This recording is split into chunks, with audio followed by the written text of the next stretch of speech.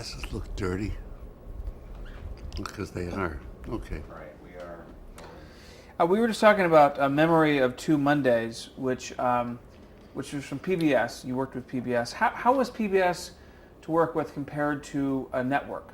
Yeah, wonderful. I used to go out to PBS to clear the networks out of my head because they were more interested in the material. They weren't interested so much in ratings, though I think they would like good ones. But all they cared about was really doing good material. See, even if it's not all so good. I did a series called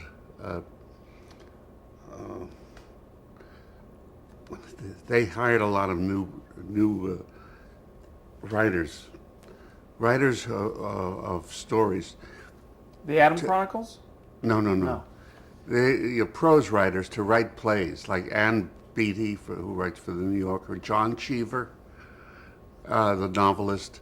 All these people had never written plays, and they got them in to do it, and I worked with them to work up these little plays. Cheever wrote The Shady Hill Kidnapping, and we cast it beautifully and played it beautifully, and he behaved like Moss Hart at his opening night, pacing up and down.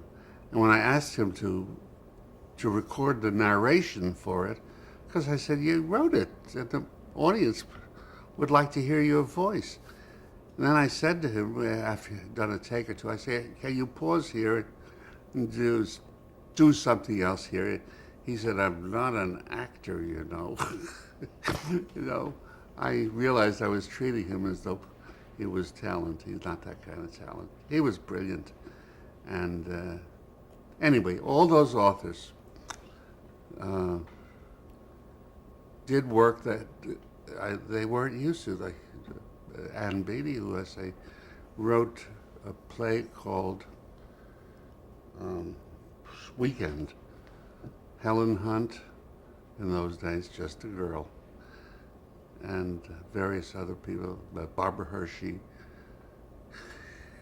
And it was just like a New Yorker story. There was no end to it. It was just a piece of experience, and we had to futz with it to make it work. Anyway, we'll So you prefer the PBS over Oh network? yeah, because they will take a chance. They'll say, yeah, let's do this. Sure. If it doesn't cost money, they'll say, let's take a chance. It's the only thing they don't have is money. Tell me about the Adams Chronicles. Well, that was a heavy series. I think I did the first two. I didn't do all of them. And How many segments altogether? I don't know, maybe 6 or 8. And I did the first two. And it was wonderful. I mean, everybody was devoted to the work. And, they were all trying to do their best.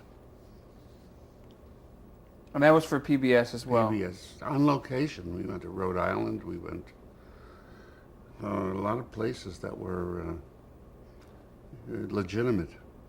But wasn't this during the time in which you were shooting All in the Family? No, I didn't start All in the Family till 75 or 6.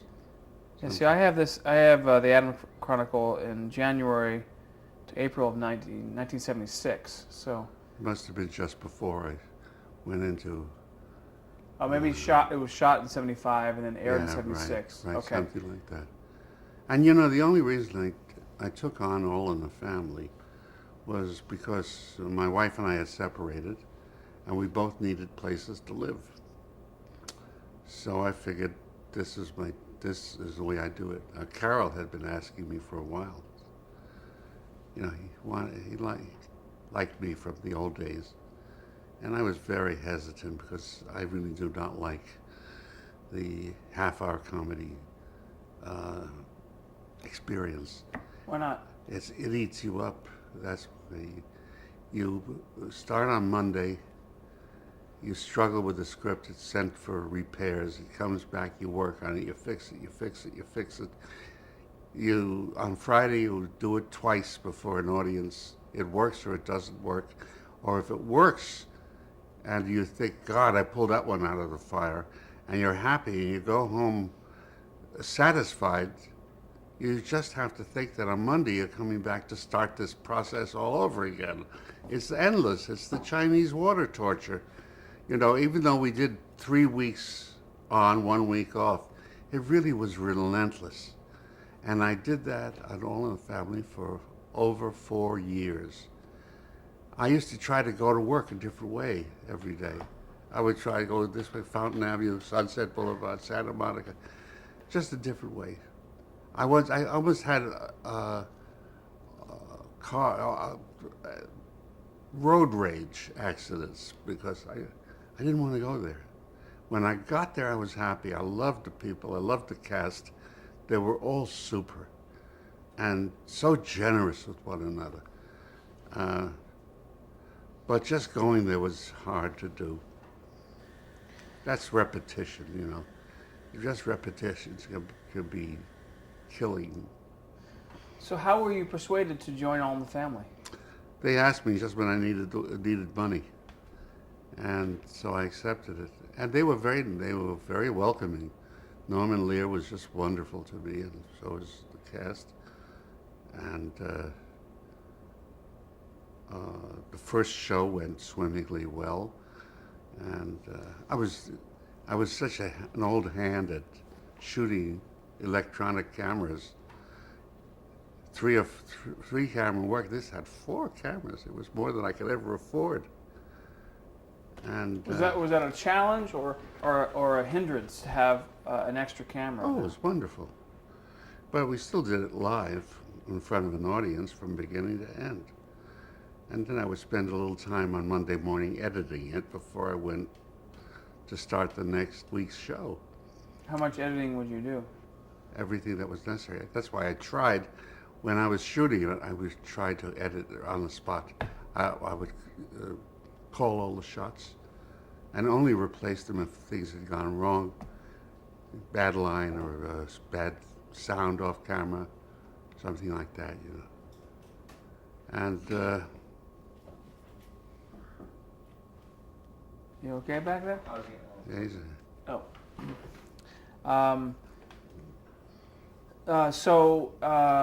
what's the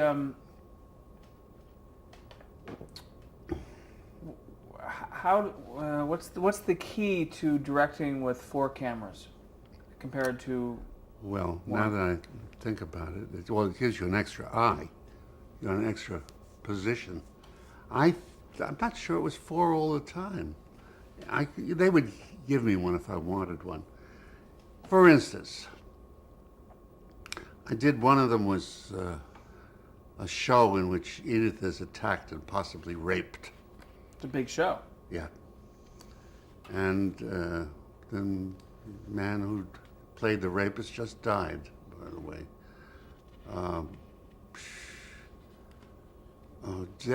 David Dukes. Sorry. Anyway, I said, well, we can't shoot this in segments because ordinarily people shoot scene and then they stop. The audience applauds. The actors go and get some water, change their clothes, whatever they have to do, and we start another scene, and we do that. And I said, no, we can't. If we're going to raise any tension here, we can't give the audience a chance to release their tension until the very end. So we have to do it straight through, going from scene to scene to scene to scene without a stop. So that's what we did. By the time Jean, evaded this man, threw a hot pan of biscuits on him or something, and he screamed and fell back, the audience went wild. Started to stamp on the bleachers like this and scream as she ran out of the house. That was the one place where I couldn't go into the next scene right away because they were still screaming. But I waited until I could get that started. That's the only place I had to edit on that show. that one spot because it took too long. But otherwise, it was a big success, and to do it that way was the wise thing. I'm sure I did something good then, because the audience did not have a chance to release its feelings until the crucial moment.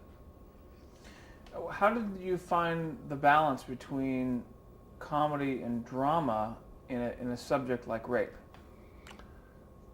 Well, we found it. As Jean played her innocent, naive thing, with him, the audience was way ahead of her. And she does that. She does that very well. Carol does it very well too. He's a little more sentimental. He sometimes goes too far in a serious moment. But he's good at it. I don't argue with him.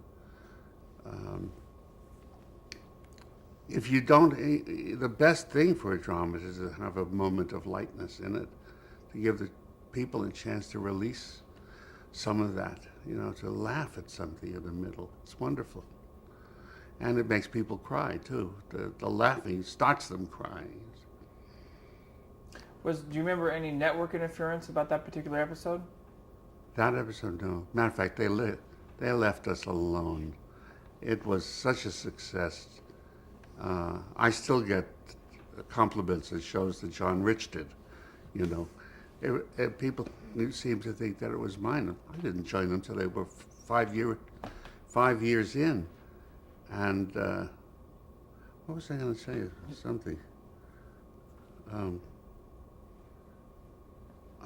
Jesus. There was something kind of important I wanted to say, but now it's escaped me about that show. Well, it'll come back to you. Who explain who John Rich is? John Rich was the original director of All in the Family. Totally different from me.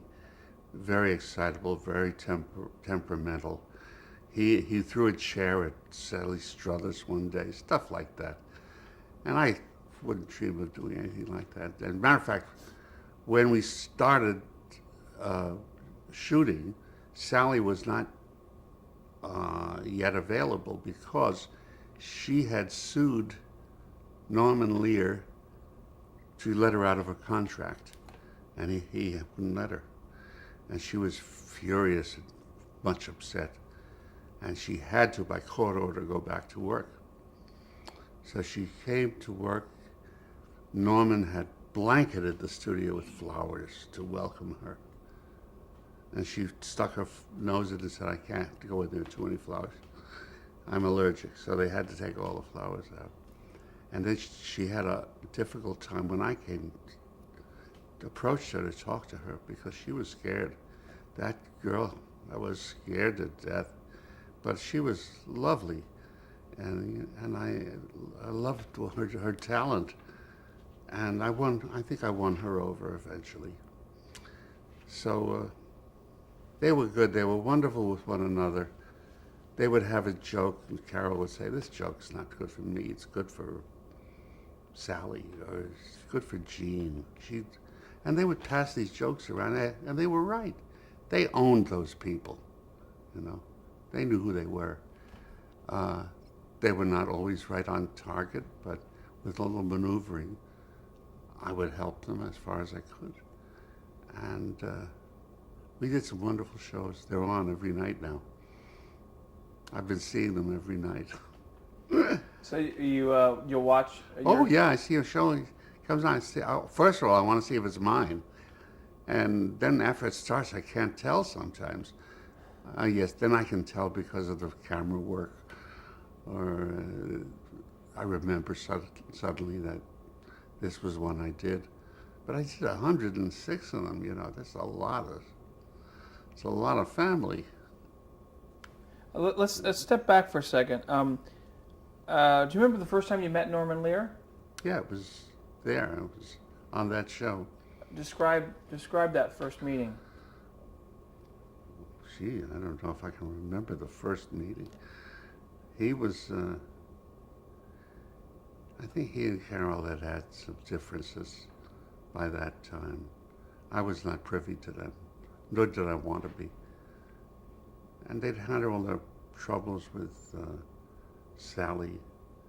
I don't think Rob was any problem. You know, he was clear sailing, and Gene was easy. Uh, they had their differences, and now I think they were looking for a little peace, and they needed a fresh shot of adrenaline of some kind of, and they needed a new face, a new element to spark them, and that's why I was there.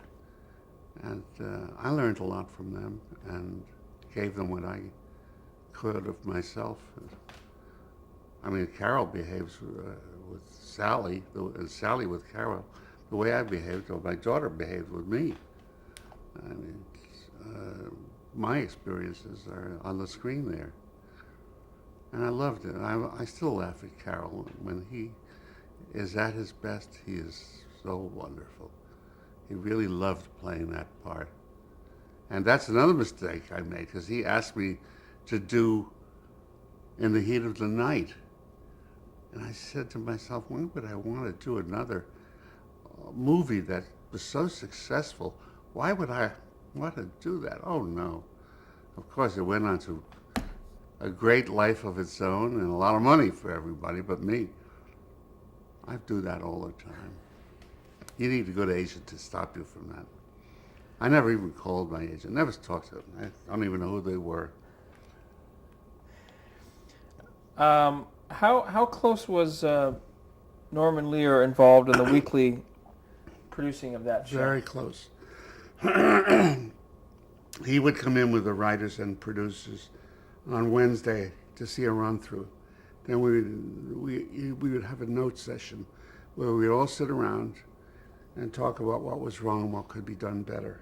The writers would then write. Norman would say what he felt. And the next day we were in the studio, and we would incorporate any new material then, etc. Norman would be there that day. He would watch the dress rehearsal, make his notes, and at dinner we would hear his notes and either deal with them, whatever they were, and then incorporate them or not. But he was there. He was there every time. What was Bud Yorkin still involved in the show at that point? No, not personally. He was, I think, one of the producers, but he never showed his face. And what you just said that they were looking for a new infusion of energy and ideas. What did you do to contribute to that new atmosphere on the set? Well, just being there because I was a different person helps. You know, they were all working with somebody new. And I would give them what I thought was funny stuff to do, and they accepted it. And so we got along very well. Just because you come in new, you know, sparks up things a lot. Walk into a situation which has been going on for a while, and everybody responds to the new stimulus. Were you nervous because it was such a successful show? I'm nervous about every time I start a show. Everyone nervous. Why is that? Why? How could it be otherwise?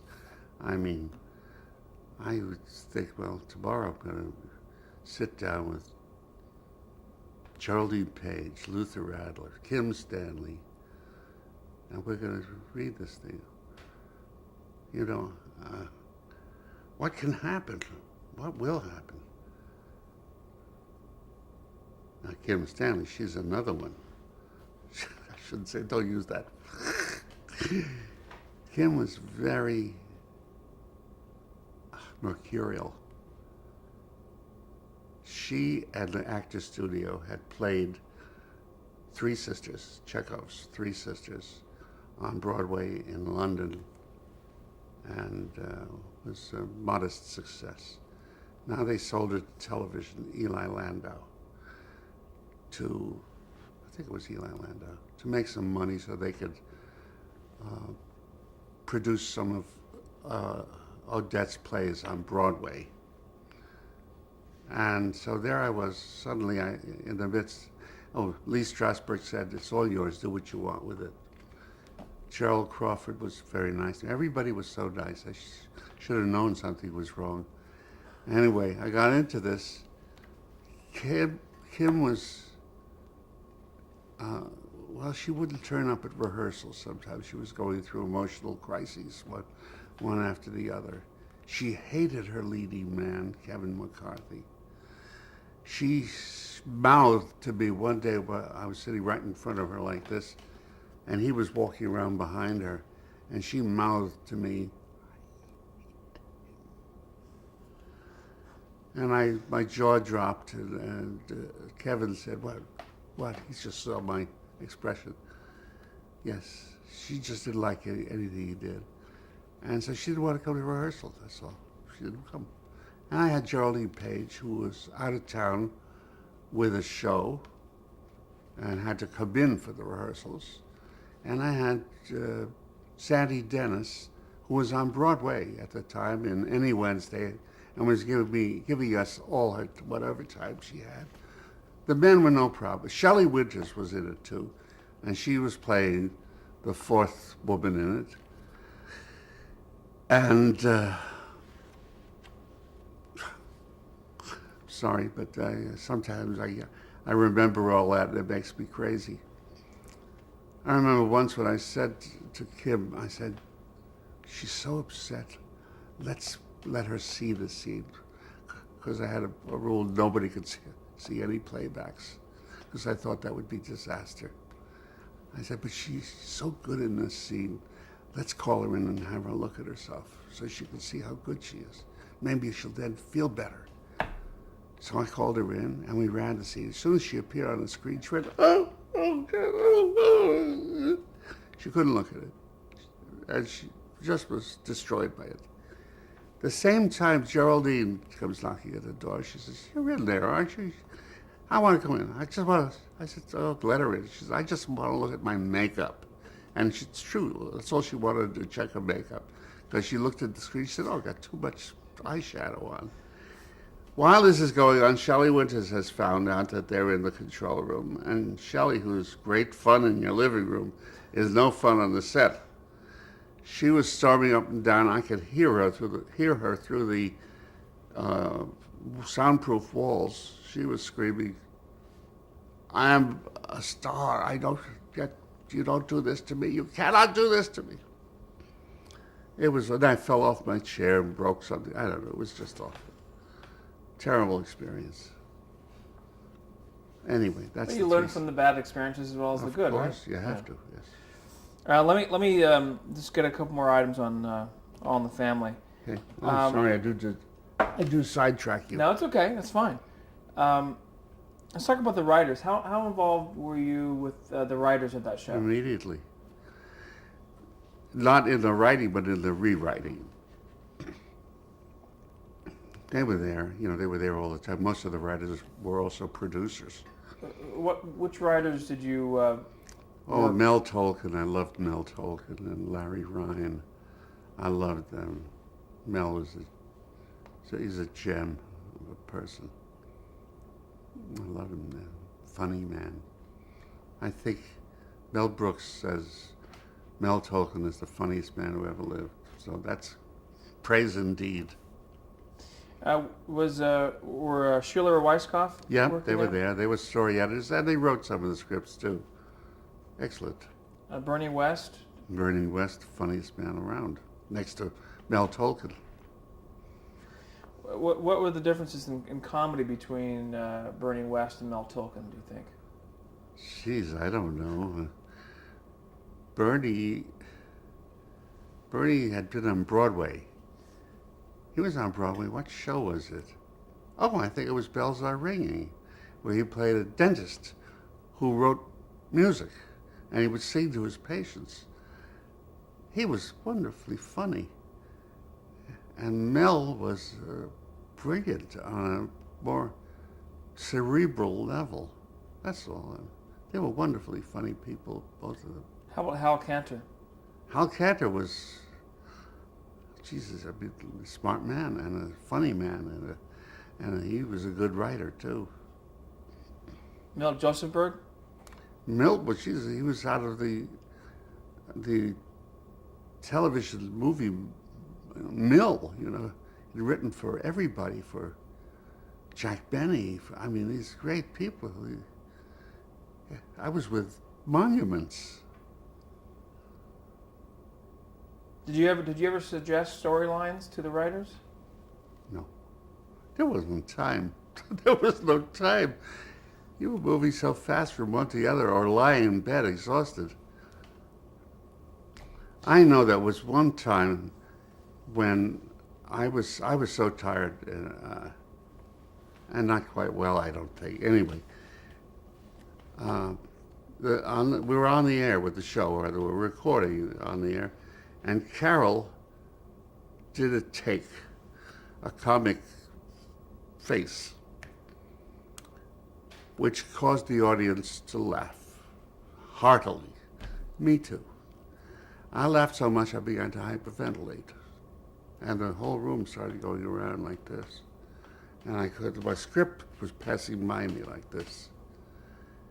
And I said in that state, I said to myself, if only Carol does a double take, he'll get more laughs, and I'll have a little more time to find out where I am, which luckily he did. He did another face. They laughed another 15 seconds, during which time the room slowed down, and I could find my script, and I knew what was the next thing I had to do. But that had begun to happen to me, you know. I was tired. But also funny Oh material. yeah, it made me laugh. It was the laughter that put me away. How is it for you to work in front of a live audience? It's elevating. It really sparks up the material. Everybody responds to an audience. Everybody. Later on, when we dropped the audience for the last few shows, I forget how many, because I think Carol just didn't want to put up with the tension of the performance, I think. Anyway, it just wasn't the same, because that audience told you when you went wrong. They told you what you didn't do right. They told you what was good, and they made the most out of what you didn't expect they were going to like at all. So you learn a lot from them, and I missed them. And we'll change tapes.